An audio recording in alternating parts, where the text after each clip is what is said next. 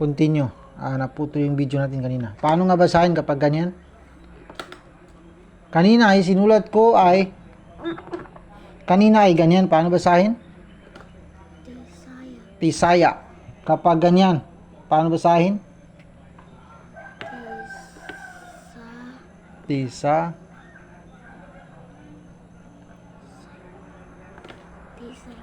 Ano na?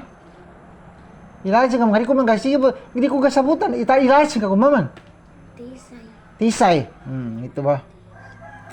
Nye. Ta. Na ganyan. Paano basahin? Dalawang ta. At saka ya. Ganyan. Paano basahin? Tatayo. Paano kung ganyan ang gamitin ko? Paano basahin? Tatay.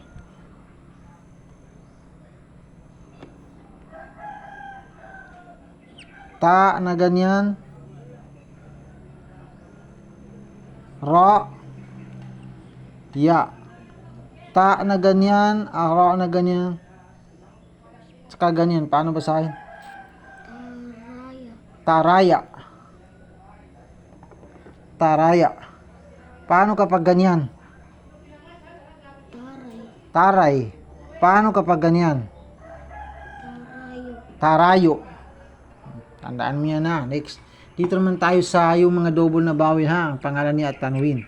Ulitin ko ha. Ang mga bawin na ganyan ay tsaka mandulikiri ka. Mandulikiri na. Tanga. Tumari ka makatunig. Galulo ka patulik sa bala.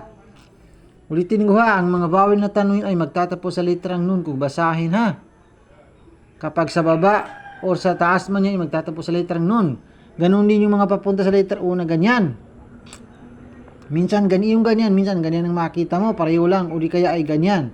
Kahit saan dito sa tatlo ay pareho lang.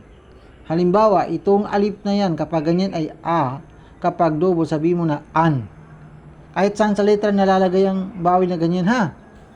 Kapag dito naman sa baba ay I, kapag double ay in.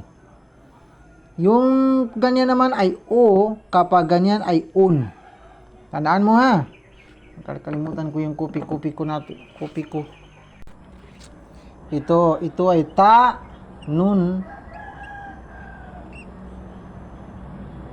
Ta, nun, sin, at saka nun. Paano basahin kapag ganyan?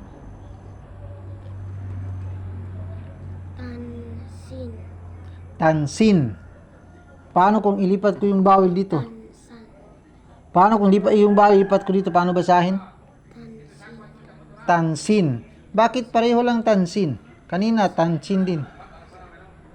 Ulitin ko ha.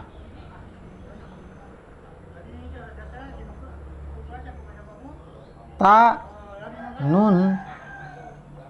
Itong isa ay ganyan ang bawil niya. Paano basahin yung ganyan?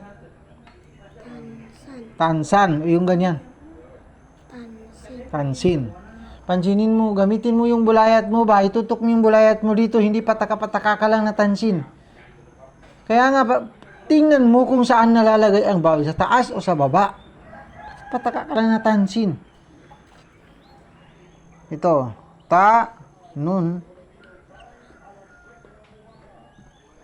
Ganyan. Paano basahin?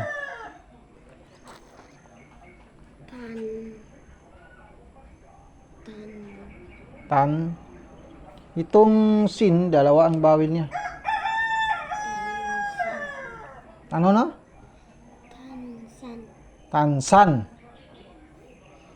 Ulitin ko. Dito correct yan. Tansan. Basahin. Tansan. Kapag ganyan. Kapag dito sa baba, paano basahin? Tansin. Ito pa.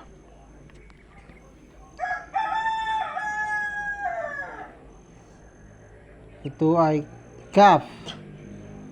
Saka ta. Itong kaf, ganyan. Itong ta, ganyan. Paano basahin? Kuto. Paano kung ganyan? Gawin kong double yung bawin niya. Paano basahin? Kuton. Kuton. Ito pa.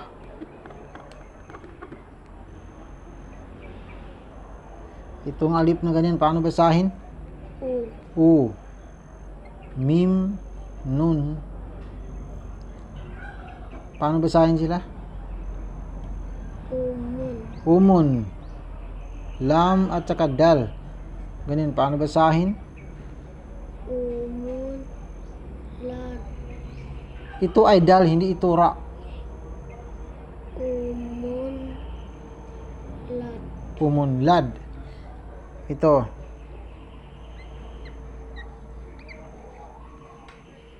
Itong mim, gawin kong double yung bawi. Itong lam, ganyan. Paano basahin ito? Umun. Lad.